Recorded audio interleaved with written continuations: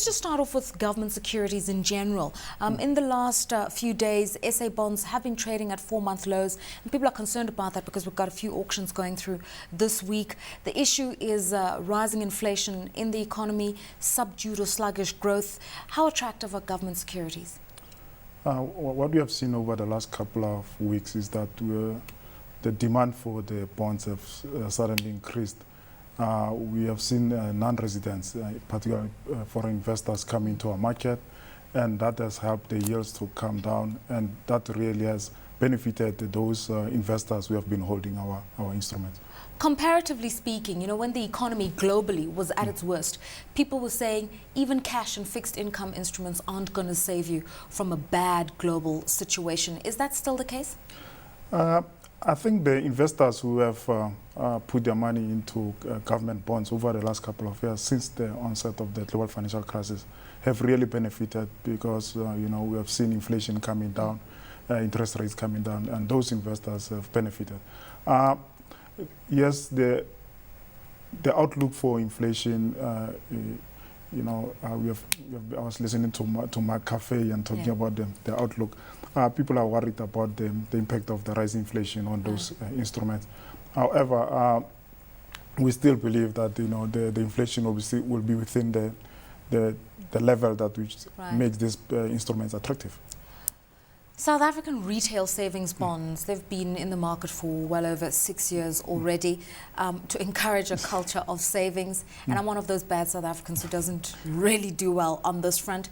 Have people warmed to them? Are people coming into the market?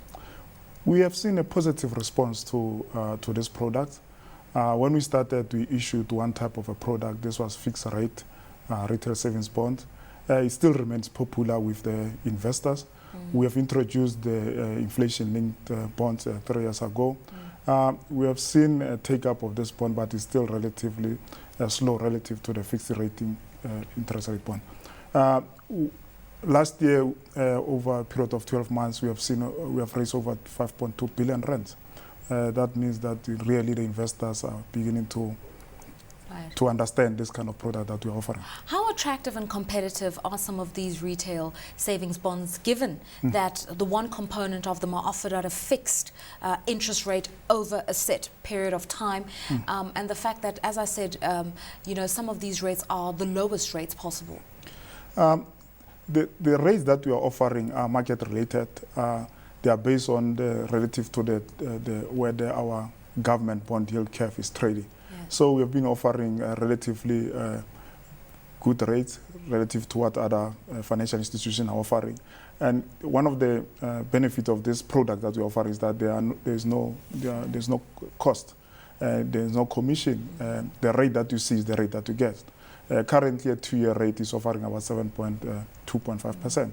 And you can calculate your rates over the next 2 years and you know exactly how much you're going to get. What happens at maturation? Because obviously they're short tenure papers, and some are saying that obviously you get a coupon payment regularly based on whatever interest it is at that stage. But once it matures, you have the option to reinvest. And at a situation where interest rates are at their lower cycle, this might not be a clever thing to do.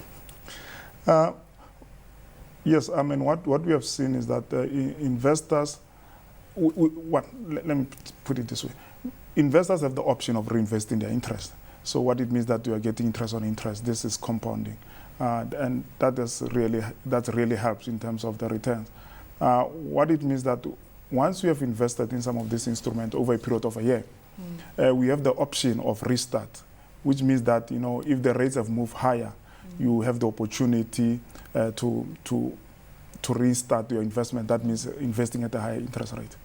Now, we are talking increasingly about a new consumer class in Africa, that 160 billion Africans, now what you technically refer to as the middle class. Do these retail savings bonds offer some kind of a prototype that can be emulated in other African markets? Because the one thing that many leaders of stock exchanges are complaining about is the dearth of local investors, and in particular the shortage of local retail investors in their markets. I mean, with the response that we have received from our retail investors, that clearly shows that, you know, these products are very attractive. We always host our African brothers in terms of coming to the National Treasury to learn about the development in terms of the bond market, and we share our experiences. Recently, we had a visit from the Central Bank of Namibia, because they're responsible for the bond market in Namibia, where they were interested to learn about retail savings bond. On an annual basis, we host what we refer to as African Bond and Debt Market Conference, where we share the products and the development in the domestic bond market with African brothers and sisters. So we think that this really will be well received.